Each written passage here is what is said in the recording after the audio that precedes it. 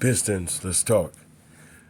Let's talk about this pending or this pending trade deadline and all this. I want to call it ramifications, but everything that's attached to it. Ultimately, we can agree that the Pistons are playing. Let's say I don't want to say better ball. They're just able to play in comparison for the last past 4 years. In the last past 4 years, there's always been something interfering or interrupting them being able just to play. And even with the Jaden Ivey situation this year, if it was according to previous history of the last past 4 years, this is supposed to derail them being able to play. The only difference is each. Think about for the last past 4 years, there has been a disruption of them just playing basketball. Not it. I'm not going to make it about their best.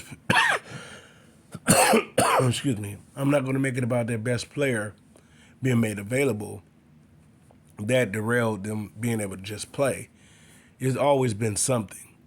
If Cade wasn't there, if the coach is not personally sabotaging games or whatever, if the team is prior to that is not tanking, or if a few more key players is not injured.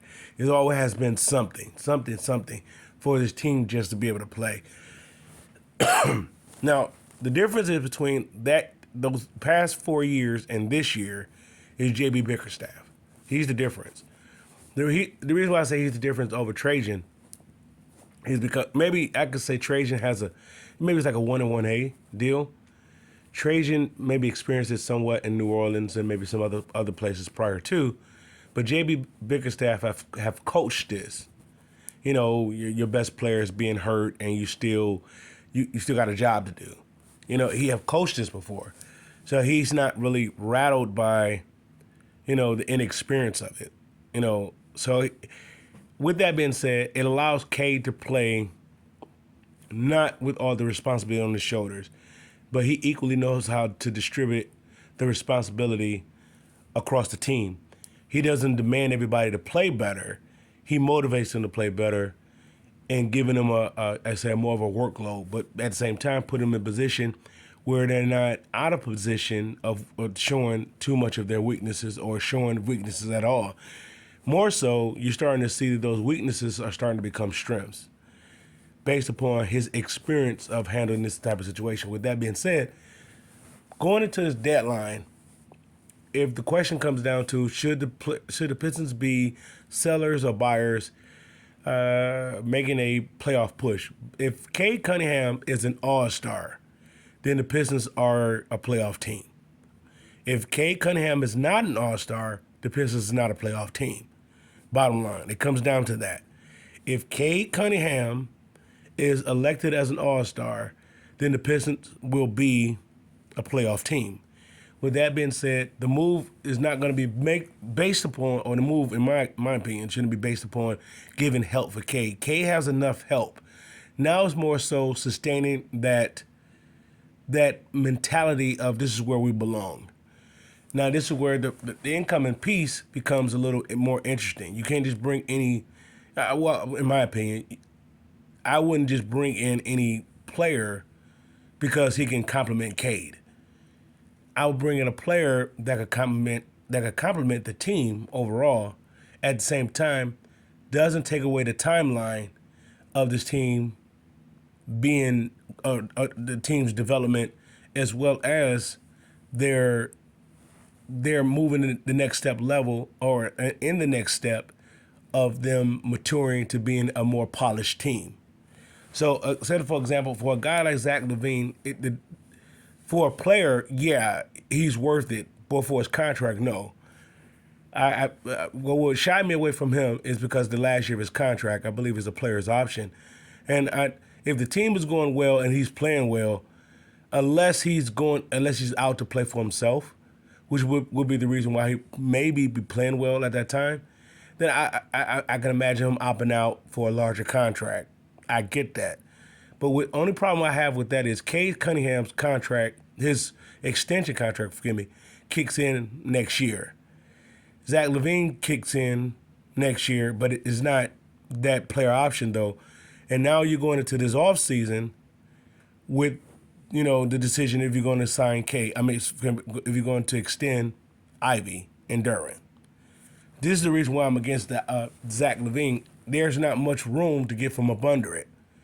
If you deal with it for a year, this year and next year is going to be so much. Pistons going to be, their movement is going to be hard. Of course, you could say you're moving on from Tim Hardaway, or you may move on from Fontecchio. And if you were able to get from up under, let's say Isaiah Stewart's contract, then maybe you're talking. But what are you doing? You're supplementing a team versus for a player. The Pistons doesn't need a player. They're not a player away.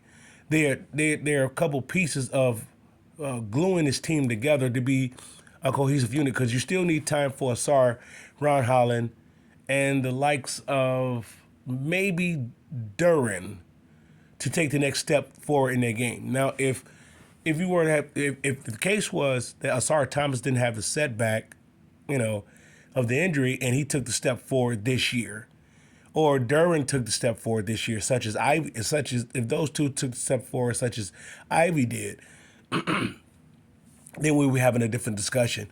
The problem is that if you evaluate it, okay, if you have an idea time chart or timeline for Ivy's return, and even the state of what type of condition that he may be in once he returns, not this year, but going into next year, let's say even to this off season, then Zach LaVine is not a safe pickup, even if Chicago give you a deal that you can't refuse. Let's say if you give it, okay, Chicago said, give me your expiring contract, and we'll take Isaiah Stewart, and I'm not expiring contract, give me your cap salary, Isaiah Stewart, in a second. Let's say if they did something like that, and maybe you threw in another player. Do you take Zach LaVine?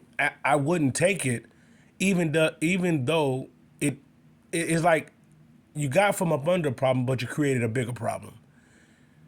What Zach LaVine does, I don't need him to play next to Cade, because I have somebody that plays next to Cade, even if he's out. I don't need him to play the 3 spot, because I have somebody playing the 3 spot. What I'm saying by that, they have the perfect blend now to take up the rap, or for the missing pieces for Ivy, to take up that slack. That is, they have I don't want to say a chemistry or a system to not replace, but to temporarily endure Ivy's absence. Zach LaVine is not a long-term fix. So, but yet, if you brought him here, he'll be a long-term situation.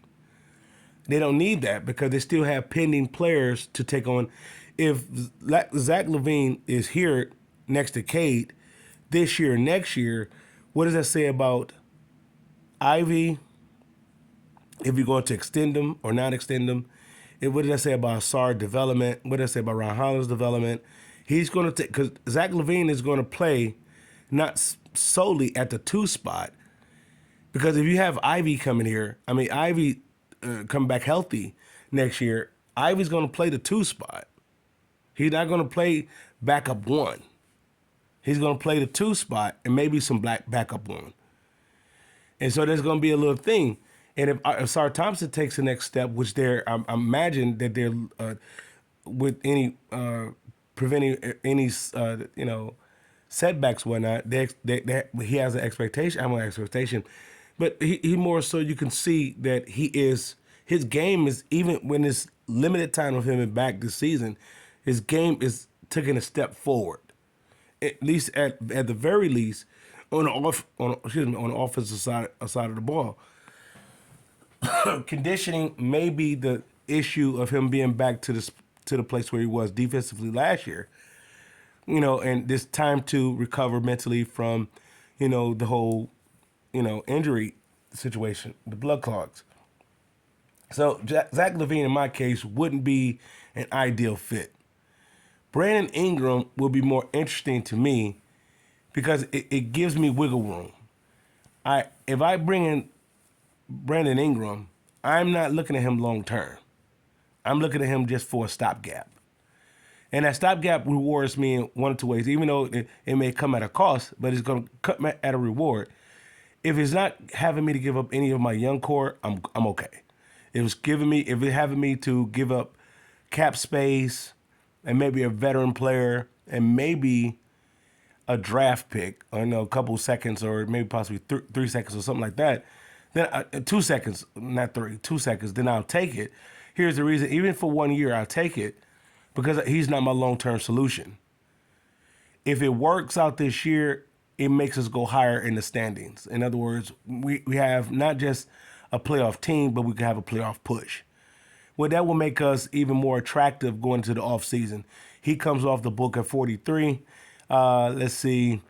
Tim Hardaway comes off the book. Or if not, he's not a part of that. If he's not a part of the deal, he comes off the book. If he's a part of the deal, then I go to Tobias. Tobias is on a 1 year expiring contract after going into that draft. Going into that offseason, along with Fontecchio. So let's say if the deal was Isaiah Stewart and Tim Hardaway Jr. for Brandon Ingram. Let's say hypothetically that was the deal, and you threw a couple seconds in. Let's say if that was the deal. I don't like the deal because I'm giving up defense for offense. I don't care for the deal. Now, if Brandon Ingram came with defense, like a defensive, let's say a Jeremy Grant level of defense, he may not give me Isaiah Stewart's defense, but if he can give me man-to-man defense, then I'll jump on it. I put Brandon Ingram almost in the same category as Zach LaVine. The only exception is Brandon Ingram is on a 1 year expiring contract. So that makes that much more attractive. If Brandon Ingram comes here and I've given up defense for him, and yet it allows me to make a playoff push, not just a playoff team, but a playoff push where I can get out when I get out the first round. If I can see that as the type of piece he's the type of piece to bring in that would I don't want to say guarantee it, but more so that would be the projection and that would be the idea goal with Brandon Ingram, then I'll make that deal. Why? Because he comes off the books, and once he comes off the books, I'm that much more attractive to free agents, even for someone in that case of a Kevin Durant. Now, Kevin Durant is on a 2 year deal with Phoenix. Now, at some point, if they're continuing to stagger, if they're not playing championship ball, he's going to want out. If not, another playoff elite team, maybe like Golden State or someone else of that caliber, is going to make a run for him. Yet, at the same time, I wouldn't rule out Detroit as being a dark horse for Kevin Durant at that point. This coming off season, Detroit would they would have young talent as well as money, as well as the playoff experience to be attractive. But I'm not saying that will be the idea, but I'm just saying they will have the reputation. How can I say it? The exposure to be in that kind of a talk. They wouldn't be at, if let's say if it was a year ago and they was in that kind of position, they would nowhere near be considered as an idea destination because Cade wasn't healthy and he wasn't playing, and this team didn't have no direction at all. Now this team, Cade is actually healthy playing. His numbers has always been his numbers. Somebody may say his numbers is better than his rookie year. His rookie year numbers is the same as this year. The only difference is he has experience and he's able to play. I don't know if his rookie year he played that much. He's able to play, and that's the only difference. He's able to play. He always have been a walking triple double based upon his size at his position. And very specifically, if to eliminate him being a triple double threat, the only reason why he is a triple double threat is because someone down low or two somebody's down low is not doing their job, and that's excuse me. That will be me targeting Tobias and me targeting Duren. They're spotty at, you know, second chance. Rebounds. They're spotty at that. It put me in mind of Grant Hill's numbers. When Grant Hills was getting his triple doubles, it's because he had somebody like Terry Mills and Bison Dele down below. You know, he was getting those numbers, and maybe a Theo Ratliff or a Don Reed, you know, down low. So if those guys are not main rebounders, then yeah, Cade is gonna get his numbers. Now, being an assist, him giving out 10 assists, that's saying a lot. 10, like him, 20 points, 10 assists, that's saying a lot. That is my ideal of a point guard. Magic Johnson giving up triple doubles, he's 6'9". What else do you want him to do? Cade giving out 10 assists, that says not a lot about Cade, but it says a lot about the players. You know, it's either they always have that ability to make those type of shots or make those shots once the ball is given to them, or Cade's play is installing that confidence. Let's say it's it's a little of both. So this is why I nod Cade for the 10 assists. With that said, still dealing with this upcoming trade deadline, what do you do? Well, it depends on two things. In my book, it depends on how you evaluating this team. Are you evaluating this team as a playoff team? Or are you evaluating this team as still a development team? If you're evaluating this team as a playoff team, then the move that you make, it has to be playoff bound. It cannot be just to make Cade game a little bit lighter. It has to be a playoff bound move. You know, when the Pistons going to work crew, well, I won't say going to work crew. I guess I could say the going to work crew. When the team was bad, the team didn't have Cliff Robinson. The team had, I want to say, Mikey Moore, Jerome Williams, I want to say Zeljko Rabracha, and Eric Montrose, Ben Wallace up top, that type of deal. And then once that next year, they went into the offseason, and they fired George Irvine and they brought in Rick Carlisle. They went into the offseason. Phoenix was having some turmoil, and they was talking about being sellers. So the Pistons acquired about Jason Kidd. Jason Kidd was unavailable, so they said, what about Cliff Robinson? And Cliff Robinson was available. That changed the dynamic of the Pistons. Bringing Cliff Robinson next to Ben Wallace changed the dynamic. Well, at the time, Stackhouse was their primary scorer, but he's not a defender. So that would be the same as bringing in a Zach LaVine or a Brandon Ingram. They're scorers, but they're not defenders.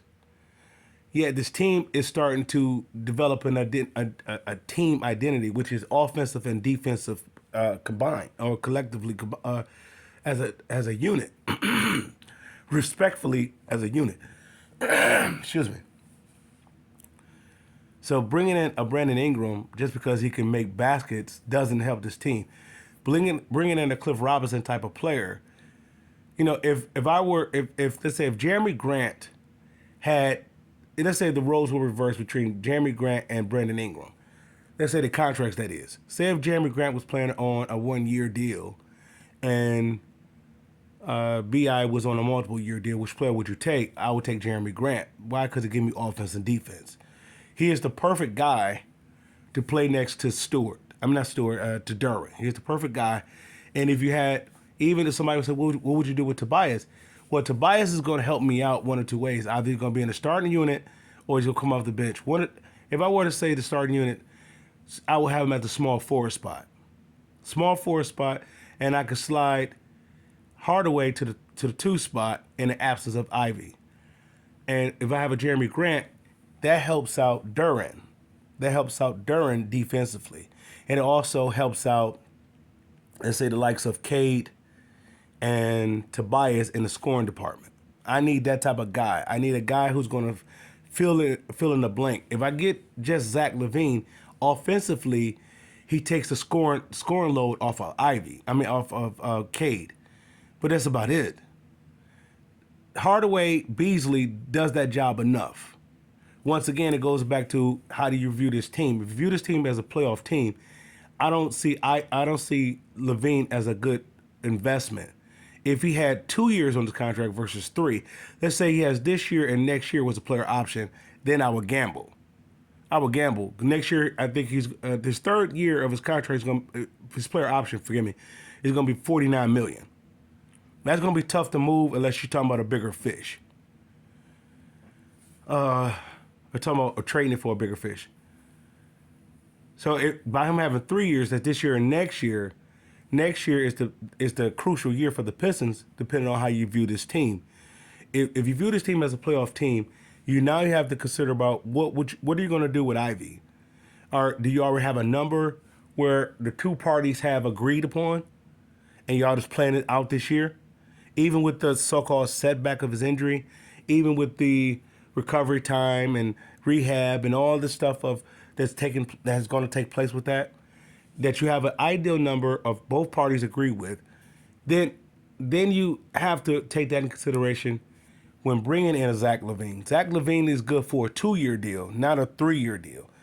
If you talking about you play him this year and you talking about trading next year, it's going to be hard because nobody's going to take that player option, unless you're talking about trading it for a contract that is considered, I don't know, I want to say on the same level of ridiculousness, but it may be not as high, but it may be longer, and it's not worth it. So Brandon Ingram is an intriguing piece, but I want to say a guy like Miles Turner, it fits the idea. He fits the idea perfectly. Miles Turner, even though he's considered as a center, you can move him to power forward. And you can move Tobias Tobias to the 3 spot. Or Tobias is your first man coming off your bench with Heron Holland and Asar or whatever, how you want to do it. You can do it so many different ways. It depends, of course, the trade, what's all involved. I don't know. I'm looking for a guy on a 1-year deal or a 2-year deal at the best. Let's say if his second year is a player option. I'll take that versus a guy who has 2 years, this year, next year, and a 3rd-year player option that is high as close as $50 million. Now, somebody may say, well, Zach LaVine is a scorer. He's going to help out the Pistons, but I'm not concerned about this year. This year is like a gimme. It's going to determine the next step. It's still the evaluation year. And I don't think this team overachieved, and I don't think maybe they may have some local. I mean, not local. You may have some Pistons podcasts that may say that the upper management didn't see this team overachieving like this, or is considered overachieving, or they developed kind of quickly. This team has always been this team. It just never haven't been given the opportunity to be this team. For the past 4 years, there always has been something for allowing this team. This team is no different than any of the past 4 years. The only in terms of if there is a difference, this team has the opportunity to play, starting with your head guy. If Cade was able to play those past 3 years, the past 3 years wouldn't have turned out the past 3 years. Cade was not able to play, which was my gripe about making him this franchise player. The reason why he is what he is because he's able to play. It's not that he couldn't play or he's doing something different or he's doing something extra. His game has always been this. If you're a 6'7" point guard, Penny Hardaway was like this. Jason Kidd was like this. That's why Jason Kidd was getting triple doubles. It's not because Jason Kidd could pass the ball he was getting triple doubles, because he's 6'5". He can get you some rebounds. And he run the break. So now he's going to get you 10 points. He's going to get you 10 rebounds. And he's going to get you 10 assists. He's a walking triple-double. That's what Cade is. It's not that they're doing anything special, such as a center. When a center does a triple-double, that says a lot. Because either you're talking about they're giving you 10 block shots, 10 steals, or possibly 10 assists. along with their double double. What Cade is doing is not impressive. Just like what Westbrook was doing wasn't impressive. You're 6'5". What else can you do? You're 6'5" and you can crash the board and run. What else can you do? So I don't know who the Pistons have in mind, if they do have someone in mind. In my opinion, I would say it's going to be somebody up under the radar. I was really high on the idea of getting Zion, but at the same time, I had to take in, being responsible or their timeline. Even if you consider the Pistons as a playoff team, and you add Zion, that doesn't move the needle. It is a Zach LaVine type move, where it just it moves the needle for just 1 year. A guy like, let me see, who can I use? Let's say for example, if I were to use Lauri Markkanen. Lauri Markkanen moves the needle for 3 years, not just 1 year. Even though he can't be traded until this offseason of such. Not saying that it would, but I'm just giving it a name or a situation. Lauri Markkanen moves the needle for 3 years of contention of playoff. Let's say I view the team as a playoff team and I were to add Lauri Markkanen. Let's say if I had to give up, Ron Holland,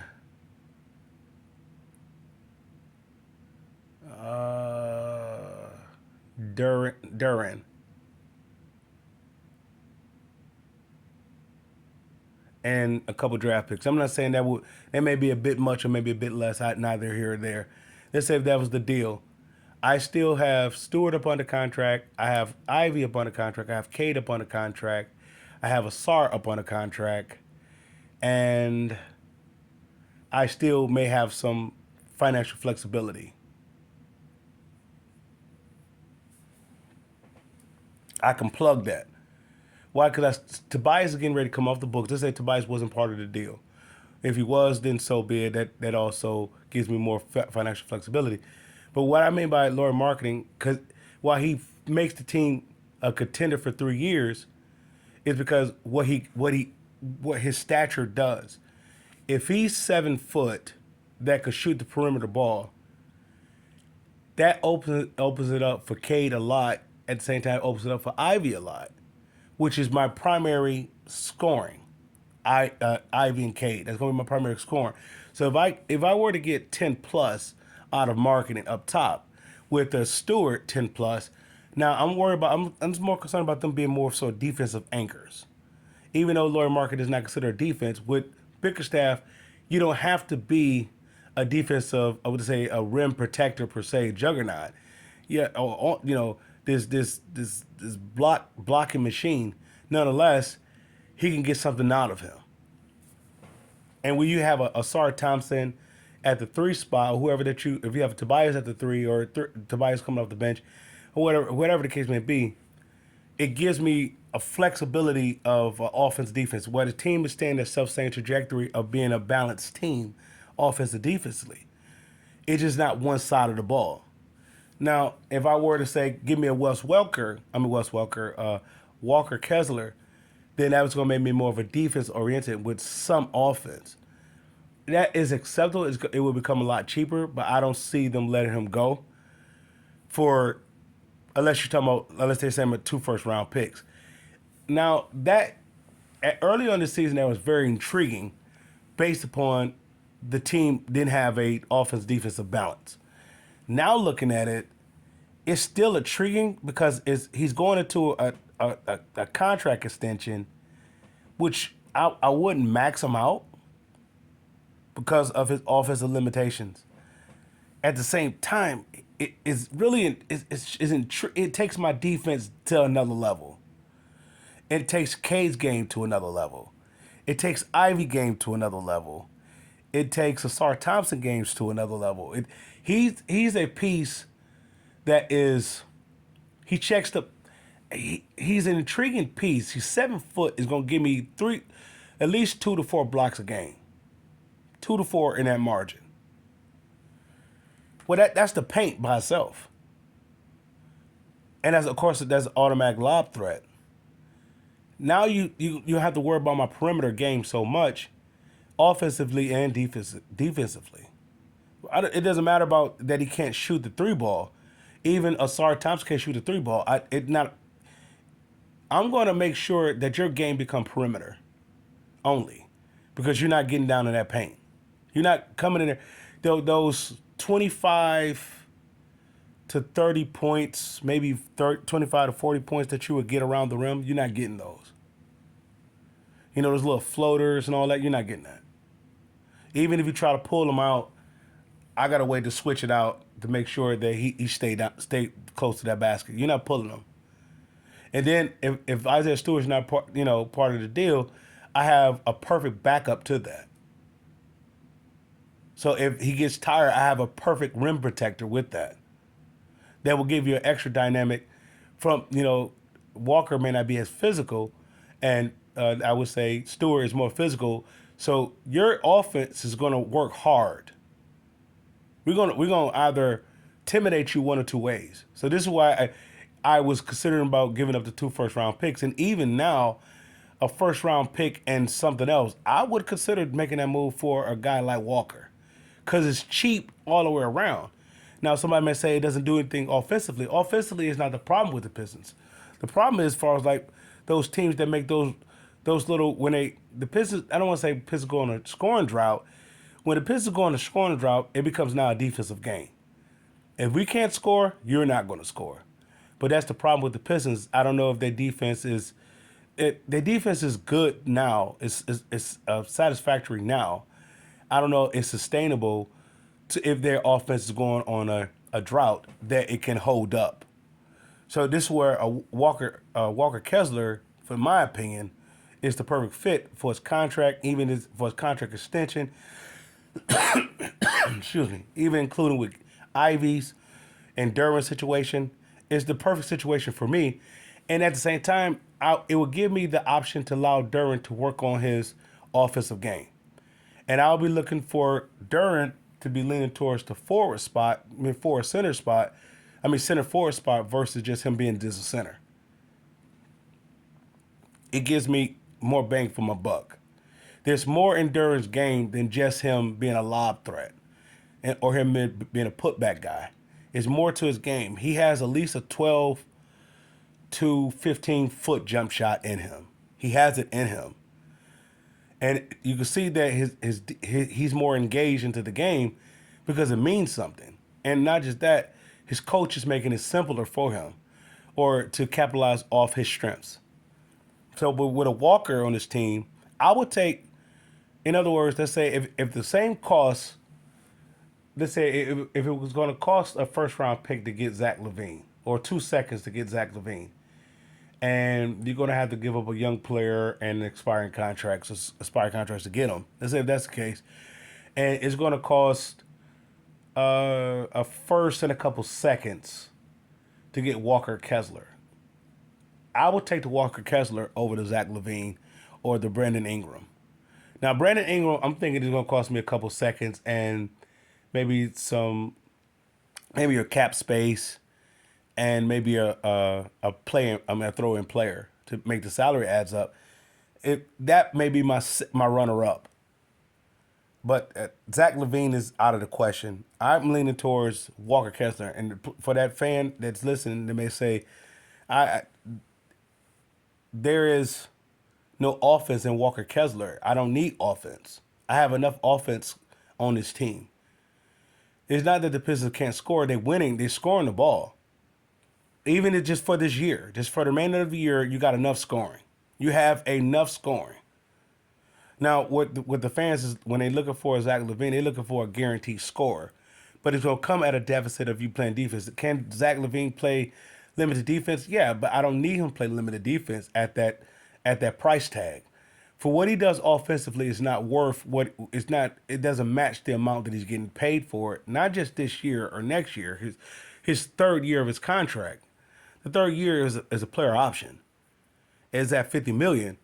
And unless you can move it, unless you have an idea that you're going to be able to move it or you have plans that is moved already, then I don't know, it's too much of a gamble. This year, next year, I can handle But that player option is something else to consider. With that being said, I'll close out with that. Walker Kessler is my pick. And unless you have a Brandon Ingram or let's say, Nikola Vucevic. Now, Vucevic, now that that is an intriguing. If the Pistons were to, that's an intriguing piece. If the Pistons were to get Vucevic on a minimum, I don't know what I'm thinking. Chicago is going to want something for that, not just a first round pick. But you know what? I would give. I don't know. I don't know. I don't know. I don't know. Let me put things in order. Walker Kessler, number one. Vucevic, number two. And Brandon Ingram, number three. If I'm looking at this team as a playoff team, going down the stretch towards the trade deadline, that's my pecking order. That's my pick. I may swap out one and two. I may put Vucevic number one, Walker number two, Bi number three. Bi number three, he doesn't continue this playoff push because he play well. Let's say if he plays well the remainder of this year, going to the playoffs and everything else, and let's say he plays a solid number two option, giving you 20 a game, 18 to 20 a game in the playoffs, and you get out the first round. However, I still got to consider by him long term. This is why I move him to number three. Vucevic, at the very least, I have him for next year on expiring deal along with Tobias, along with Fontecchio. I can do something with that. And plus his contract is not that bad in considering that what I'm going to do with Ivy and Duran. Even though I would have three centers on this team that may demand time, however, I have three options on this team that you're going to, you defensively going to have to account for. There's no way if I have Vucevic, Duran, and Stewart on this team at the same time, that's a lot in the center spot. I get that. At the same time, there's no way you're going to be able to focus on Cade. The best thing you're going to probably possibly try to do is get the ball out of Cade's hand, but that's going to become impossible because Vucevic, I can swing him out to play the fourth spot, even if he's playing center. He could shoot the perimeter game. You're going to have to focus on that. Along with me, Ivy's not here for the remainder of the season. Let's say that as the scenario.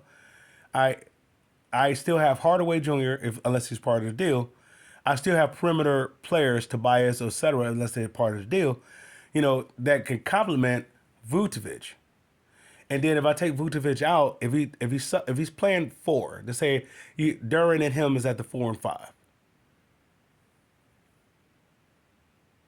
And Tobias is at my 3. Hardaway moves down to my 2 for this year.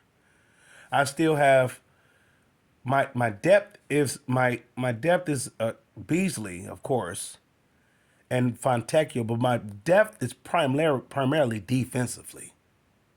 So even though I'm not going to score a lot, maybe I have some balance offense with. Yeah, actually, I will be able to hold my own offensively in a starting unit with Vucevic, Tobias. Just say Tobias gave me 10 points. Vucevic gave me 15. Cade gives me his 20. That's enough to allow my defense to come in and clamp you up. And we talking about turnovers. We talking about breaks. We still at the same time, we're still going to have a starter in there, a scoring starter with the bench reserve.